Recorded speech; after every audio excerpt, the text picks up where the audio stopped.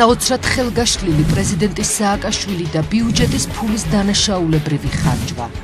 რათან ხადატოვა სახელმწიფო დაცვის სპეციალურმა სამსახურმა ახალ წელს ბათუმის 5 ვარსკვლავიან სასტუმრო შერატონში. სახალხო დამცველი გიორგი ტუღუში, ერთ ღამეში 606 ლარი და 66 თეთრი.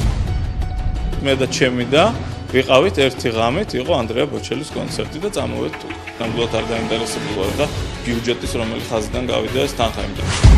პარლამენტარები დავით დარჩიაშვილი და ხათუნაუ ჩიაური ერთ ღამეში 1213 ლარი და 32 თეთრი. ეკონომიკის მინისტრის ვერონიკა ქობალიას მამა ოთარ ქობალია 606 ლარი.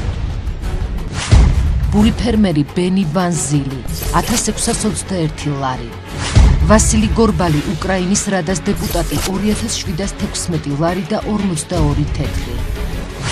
რუსი ჟურნალისტი ქსენია სოკოლოვა ორღამეში შერატონის ნომერი 1966 ლარი.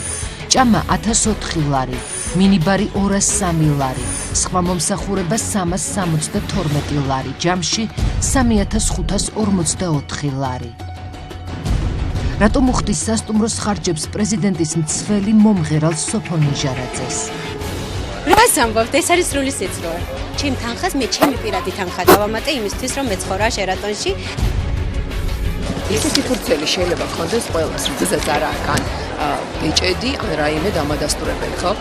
მართლაც რა შუაში არის სახელმწიფო დაცვის სამსახური ან ზოგადად სახელმწიფო ასეთი ხარჯების ანაზღაურებასთან.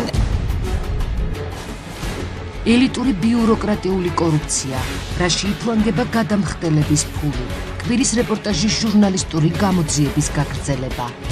ნახეთ კვირას საღამო 7 საათზე, სტუდია GNS-ის მიერ მომზადებულ კვირის რეპორტაჟში.